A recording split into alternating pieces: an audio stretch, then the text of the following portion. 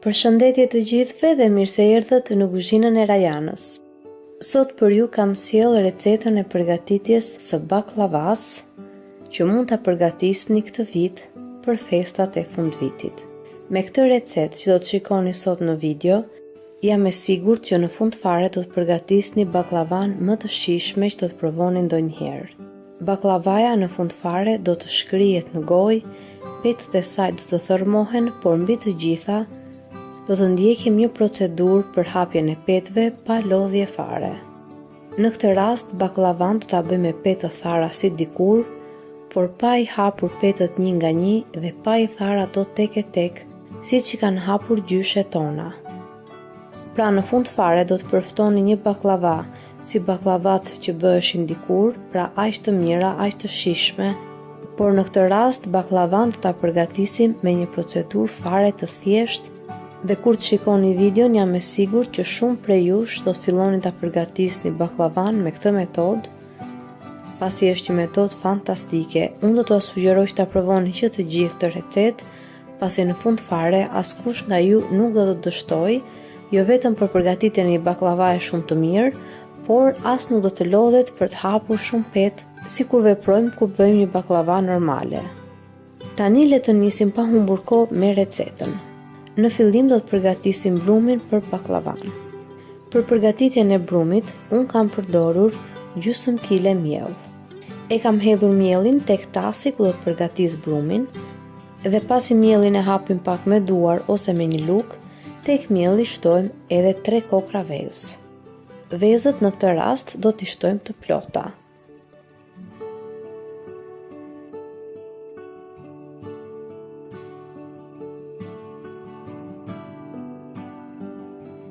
I shtojmë vezët tek tasi dhe më pas me anë të një luge fillojmë që ato t'i trazojmë mirë me miellin. Gjithashtu mos harroni të shtoni edhe 2 lugë gjelle me uthull. Uthulla në këtë rast përdoret pasi në këtë mënyrë bëhen petët më të shkrifta. Dhe më pas tek tasi do të shtojmë edhe 1 gotë me qumësht. Qumshti është mirë që të jetë në temperaturë ambienti. Në këtë rast gota është 180 ml. Më pas tek mielli do të shtojmë edhe 1 filxhan me kos.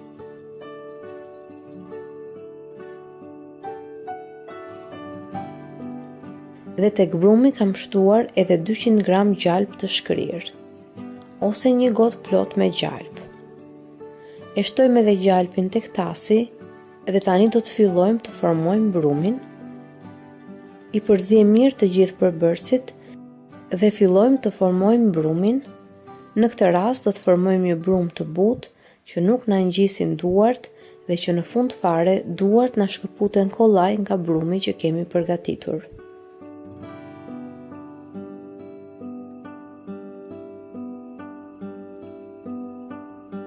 Nëse do të përgatisni më shumë brum, atëherë sigurisht që do të shtoni edhe përbërësit. Por për një tepsi normale, me madhësi mesatare, me diametër 26 cm, këto përbërës janë të mjaftueshëm për të përgatitur një baklava të mirë. Keni parasysh që brumin ta punoni sa më shumë të keni mundësi për disa minuta, pasi sa më shumë të punohet brumi, aq më e mirë del dhe baklavaja në fund.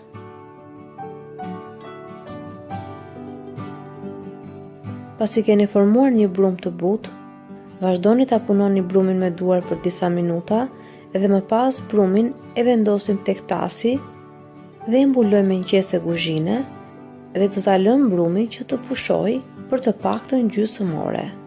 Dhe ndërkohë që brumi pushon, ne përgatisim arrat dhe ndërkohë do të hapim edhe furrën që të nxehet në 150 gradë Celsius.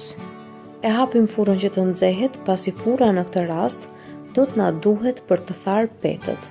Pasi siç u thash edhe në fillim të videos, për këtë recetë baklavaje, petët do t'i thajmë, por jo sikur thaheshin dikur një nga një, por do t'i thajmë ato në furrë dhe do ta shikoni edhe vetë se sa i lehtë është procesi dhe se sa e mirë do të dalë baklavaja në fund, njësoj sikur i keni tharë petët një nga një dhe njësoj sikur petët i keni hapur veç e veç. Doja t'u thoja që kur të nisni procesin e përgatitjes së baklavas, Keni parasysh që ambientin e kuzhinës ku do të përgatisni baklavan ta keni sa më të ngrohtë.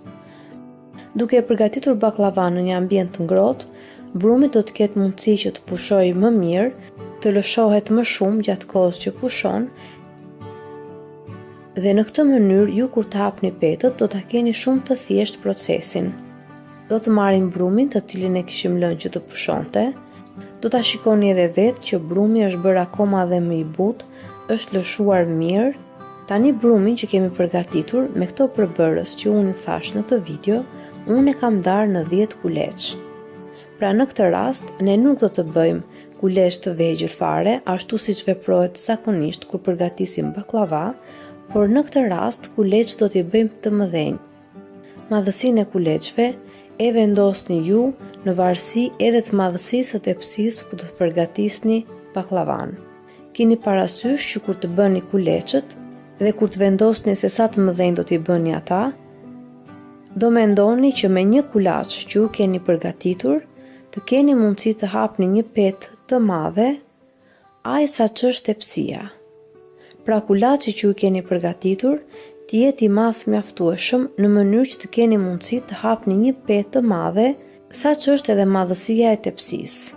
Por nëse keni një tepsi më të madhe nga kjo që kam unë në këtë video, atëherë kuleçët do t'i bëni më të mëdhenj. Tani kuleçët i mbuloj me një qese kuzhine në mënyrë që të mos thahen në pjesën e tyre të sipërme, derisa ne të përfundojmë të gjithë kuleçët së hapuri.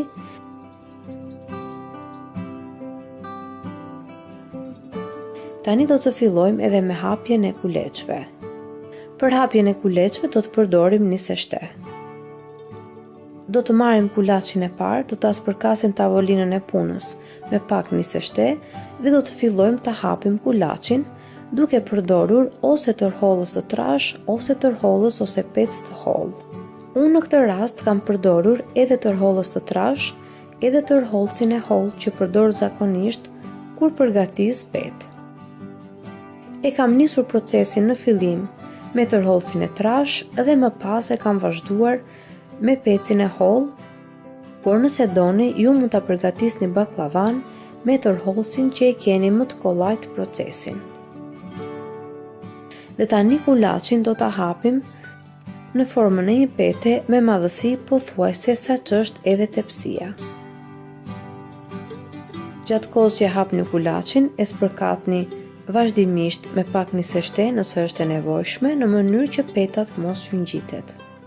Dhe kur e hapni kulaçin me madhësi pothuajse sa tepsia ku do të përgatisni baklavan, tani do ta lyejmë sipër me niseshte, siç e shikoni edhe në video. Dhe pasi e lyeni me niseshte, do t'i palosim të dyja anët e petës dhe për çdo palosje që do të bëjmë, do të lyej me niseshte. Tani të dyja anët e petës do t'i palosim sërish duke formuar një katror, siç e shikoni edhe në video. Për çdo palosje do të lyej me niseshte dhe kur mbërrini tek pjesa e fundit, pra pasi keni formuar një katror të tillë, tani të 4 cepat e katrorit do t'i bashkojmë në një pikë të vetme në mes të katrorit, duke formuar kështu një kulaç në formë zarfi, edhe më pas kulaçin e kthejmë përmbys dhe e vendosim në një tepsi të spërkatur me pak niseshte dhe sipër i mbuloni ose me një pecet ose me qese kuzhine në mënyrë që të mos thahen gjatë kohës që ne përgatisim kuleçët e tjerë. Kështu do të veprojmë me të njëjtën procedurë edhe për kuleçët e tjerë.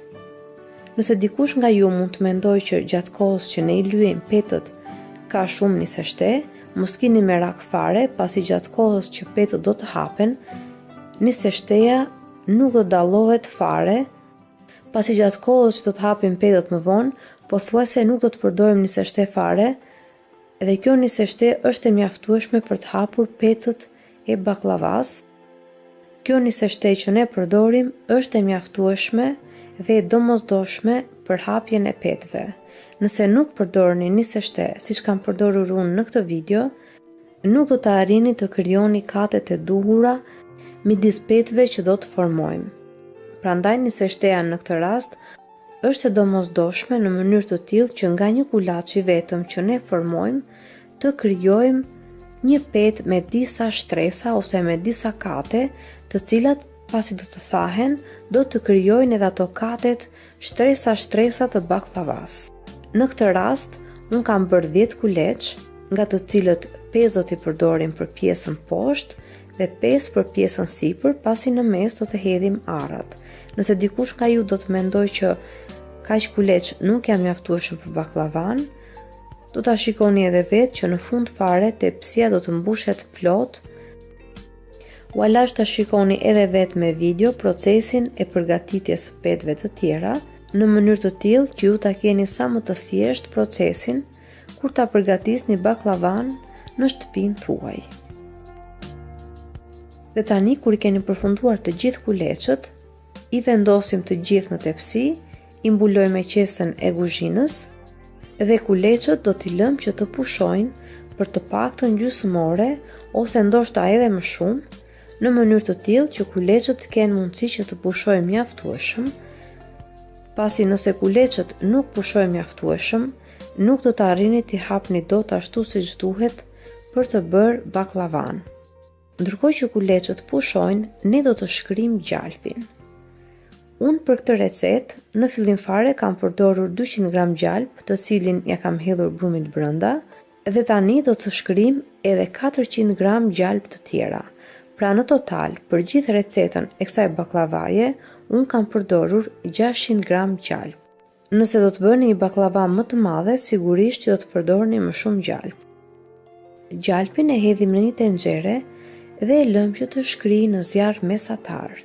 Kur gjalpi shkrin komplet, tani do të fillojmë të bëjmë heqjen e shkumës që gjalpi krijon sipër, e ulim pak nxehtësinë e zjarrit edhe e lëm gjalpin që të zjejë të paktën për 5 minuta në zjarr të ulët.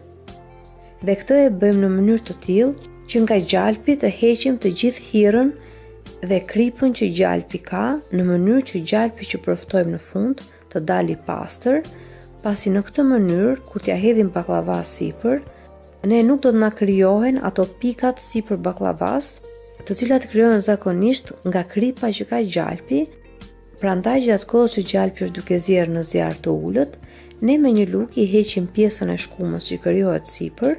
Atë pjesë që ju i hiqni, sigurisht mos e hidhni, mund ta përdorni për gatime të ndryshme dhe më pas, pasi gjalpi ka zier për pothuajse 5 minuta, e heqim gjalpin nga zjarri, e hedhim në një tas dhe e lëm gati për baklavan. Mos harroni që të keni hapur dhe furrën në 150 gradë Celsius, të keni bërë gati dhe arrat dhe tepsin ku do të bëni baklavan, dhe tani do të nisim me hapjen e petëve. Pasi kanë kaluar më shumë se gjysmore që ne i kishim lënë kuleçët që të pushonin, tani do të nisim edhe me hapjen e petëve. Do të marrim kuleçët që kishim lënë të pushonin edhe do të fillojmë hapjen e petëve ose me tërhollës të trash ose me tërhollës të hollë, varet se me cilin punoni më kollaj në shtëpinë tuaj. Nëse ka nevojë mund të shtoni nga pak niseshte, por në këtë rast nuk ka shumë nevojë pasi petët kanë niseshte mjaftueshëm dhe tani thjesht fillojmë hapjen e petëve, siç e shikoni edhe në video.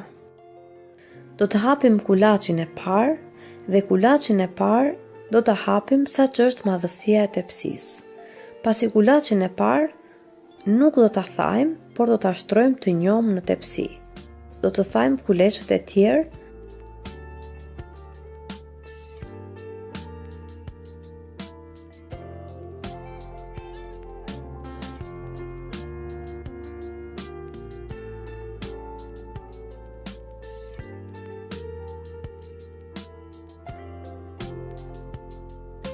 edhe pasi e hapim kulaçin e parë, me madhësinë e një pete sa që është madhësia e tepsisë,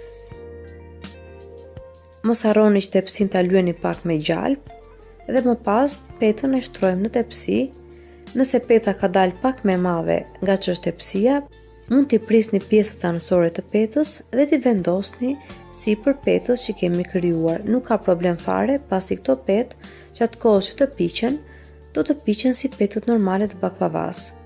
Kush nuk ka dëshirë, këto petë që priten mund mos i fus fare brenda baklavas. Dhe tani do të fillojmë të hapim kulaçin e dytë. Tani petët do mundohemi që t'i hapim pak më të mëdha se sa madhësia e tepsisë ku do të bëjmë baklavan. Pra nuk do t'i hapim fiks sa që është madhësia e tepsisë ku do të përgatisim baklavan, pasi petët në këtë rast ne do t'i thajmë. Dhe zakonisht kur petët thahen, ato t'kuren dhe mblidhen, dhe kjo bën pastaj që kur t'i hedhim në tepsi, petët të mbeten të vogla. Prandaj mundohuni që petët t'i hapni pak më të mëdha se sa që është tepsia ku do të bëni baklavan.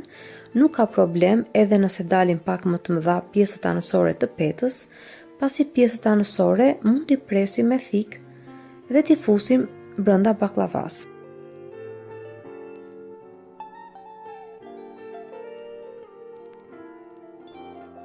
Edhe më pas, petët që keni hapur, do t'i hedhim mbi një tepsi tjetër, mund të përdorni një tepsi furre, pasi në këtë rast procesin e keni edhe më të thjesht, dhe tepsin me petën sipër do t'a fusim brenda në furrë për të krijuar tharjen e petëve.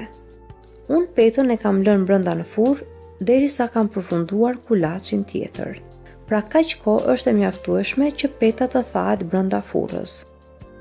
Nuk e hapim shumë furrën, pra në 150 gradë Celsius do të bëjmë tharjen e petëve, pasi nëse e hapim më shumë, atëherë petët mund të marrin edhe pak ngjyrë sipër, por neve nuk na duhet që petët të piqen në furrë, por thjesht të thahen. Pra kur themi të thahen, kemi parasysh që të krijohen katet e duhura dhe të krijohen shtresa të ndryshme. Pra kjo është dhe arsyeja se pse ne i thajmë petët në furrë, në mënyrë të tillë që nga kjo peta e vetme që ne hapëm, të krijohen disa shtresa, pra të krijohen disa kate brenda të njëjtës petë, në mënyrë që kur ne t'i shtrojmë në tepsi, të krijohet volum në tepsi dhe tepsia të mbushet plot, njësoj si kur hapim edhe petë tek e tek, vetëm se në këtë rast procesi është më i thjeshtë akoma.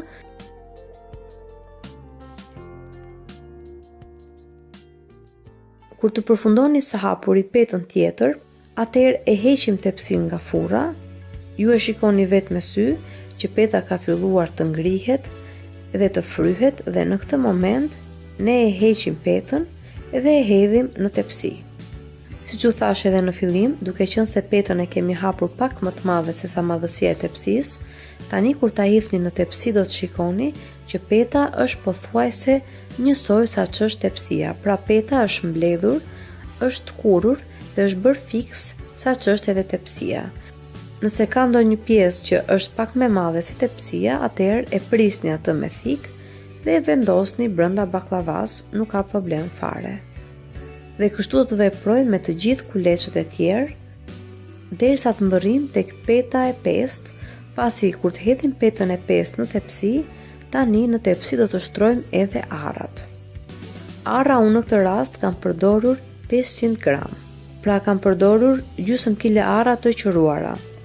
Më pëlqen që arrat përpara se t'ia hedh baklavas, t'i thërmoj pak ato në një blender, por nëse doni mund t'i hidhni edhe ashtu siç janë, ose mund t'i shtypni pak me duar si të keni dëshirë.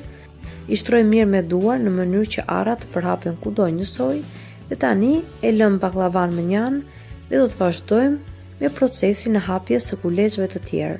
Procesi është njësoj, sikur vepruam edhe me petët e tjera. Besoj se do ta realizoni në shtëpinë tuaj shumë kollaj këtë baklava. Nëse doni, këtë baklava mund ta bëni edhe me pak shtresa, pra jo me kaq peca që kam bërë unë. Nëse doni mund ta bëni edhe me 6 kuleç ose me 8 kuleç dhe në fund fare do ta shikoni që tepsia do të mbushet sërish plot. Kur kemi përfunduar edhe kulaçin e 9, pra edhe kulaçin e 9 e kemi hapur, e kemi tharë atë në furrë dhe më pas e kemi shtruar në tepsi, tani kur të mbërrini te kulaçi i fundit, pra kur të mbërrini te kulaçi 10, unë në këtë rast e kam bërë me 10 kuleç, por nëse keni 12 kuleç ose 8 kuleç, gjithmonë kulaçin e fundit do ta hapim në formën e një pete me madhësi sa që është tepsia. Pasi në këtë rast petën e fundit nuk do ta thajmë në furrë, por do ta shtrojmë të njom në tepsi. Pasi peta e fundit është peta që mbledh baklavan dhe për këtë arsye duhet që të jetë e njom.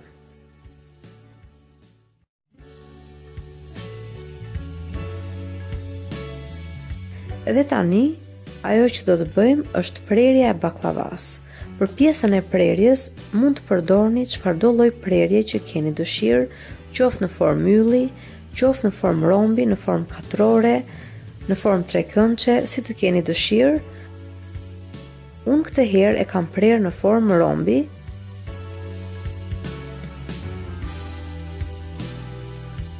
Kur të pishni baklavan, do ta shikoni edhe vetë se sa të shkrifta dalin petët, pasi petët do t'ju thërmohen në duar. Pasi u a them me të vërtet që kjo baklava del fantastike.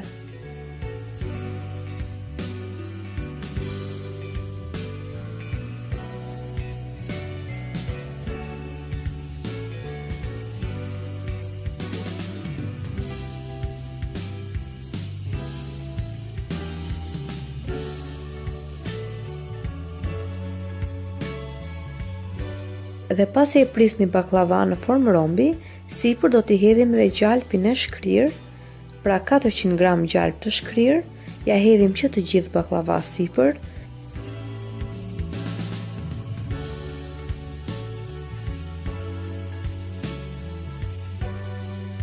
Baklavan e kemi gati për ta pjekur në furrë.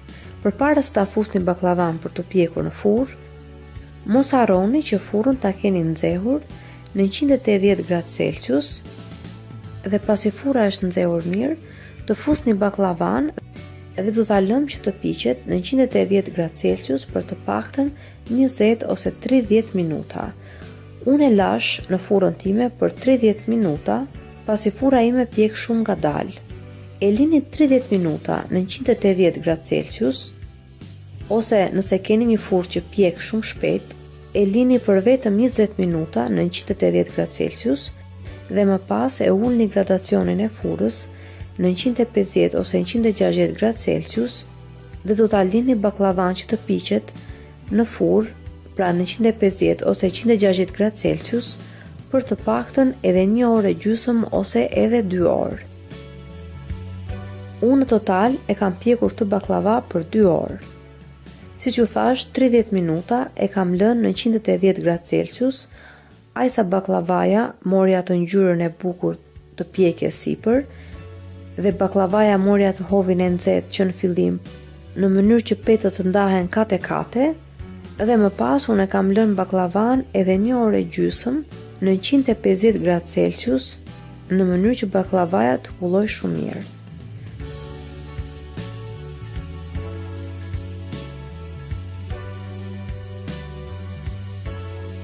Dhe gjatë kohës që baklavaja është duke u pjekur në furrë, ne do të përgatisim edhe sherbetin.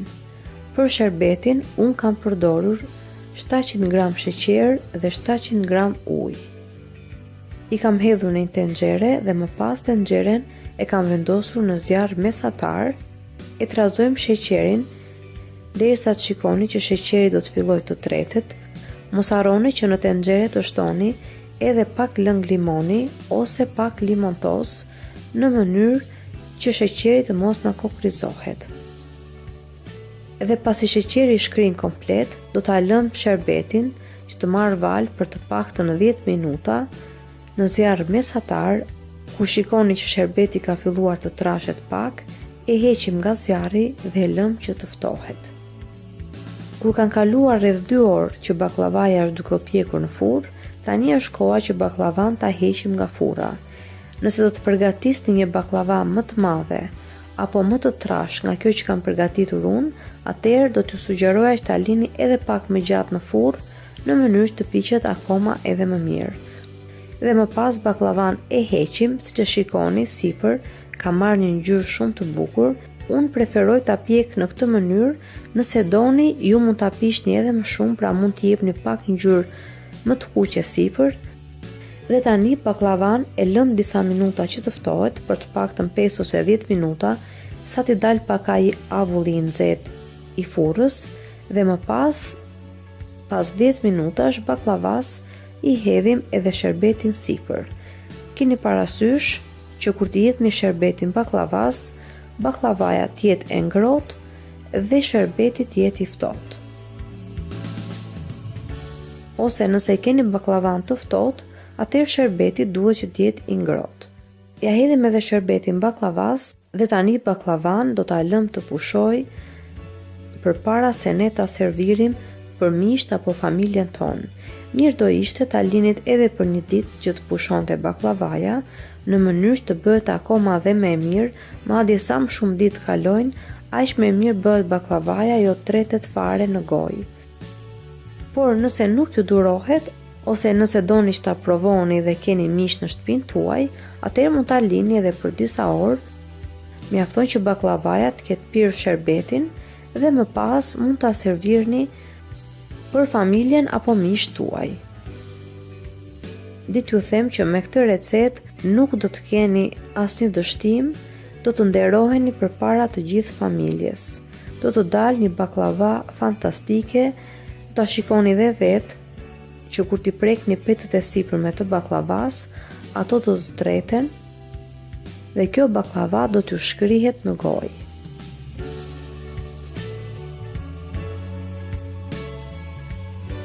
Prandaj, unë më sugjeroj që ta provoni këtë recetë dhe mos kini merak fare pasi ka për t'ju dalë një recetë fantastike.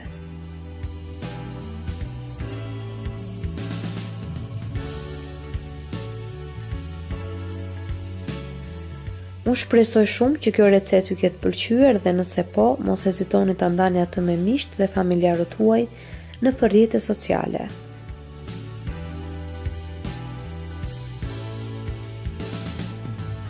Gjithashtu mos nguroni të abononi në kanalin tim, si dhe të shtypni zilen e vogël anash kanalit, në mënyrë që të gjithë të njoftoheni se herë në kanal postohen recetat e reja.